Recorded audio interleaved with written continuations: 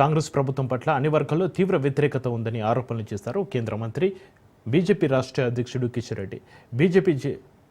మెదక్ జిల్లాలో ఎమ్మెల్సీ ఎన్నికల ప్రచారంలో కిషన్ రెడ్డి పాల్గొన్నారు. ఈ సందర్భంగా ఎమ్మెల్సీ ఎన్నికల్లో బీజేపీ మాత్రమే అన్ని స్థానాలకు పోటీ చేస్తుందని స్పష్టం చేశారు. అనంతరం సీఎం రేవంత్ రెడ్డి ఇచ్చిన ఏ ఒక్క హామీని అమలు చేయడం లేదని విమర్శించారు. 2 లక్షల ఉద్యోగాలు భర్తీ చేస్తామని, మిగిలిన యువతకు నిరుద్యోగ భృతి ఇస్తామని చెప్పి కాంగ్రెస్ ప్రభుత్వం చేతులు ఎత్తేస్తుందని కిషన్ రెడ్డి మండిపడ్డారు. ఇచ్చిన ఏ ఒక్క హామీని అమలు చేయలేదన్నారు. ఎమ్మెల్సీ ఎన్నికల్లో కాంగ్రెస్కు వ్యతిరేకంగా తీర్పు రానుందని కిషన్ రెడ్డి హితవు పలికారు. అందరికీ కూడా 2500 ఆర్థిక సహాయం అందజేస్తాము, రైతు కూలీలను ఆదుకుంటాము, కౌలు రైతులకు ఆర్థిక సహాయం చేస్తాము, ప్రతి ఎకరానికి రైతుకు సహాయం చేస్తాము. ఈ రకంగా అనేక రకాల హామీలు ఇచ్చారు.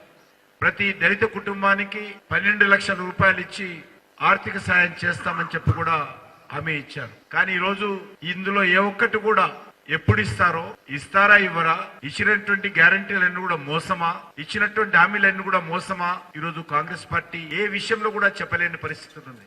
ఈరోజు కాంగ్రెస్ పార్టీ ప్రభుత్వం పట్ల తెలంగాణ రాష్ట్రంలో విపరీతమైనటువంటి వ్యతిరేకత ఉన్నది.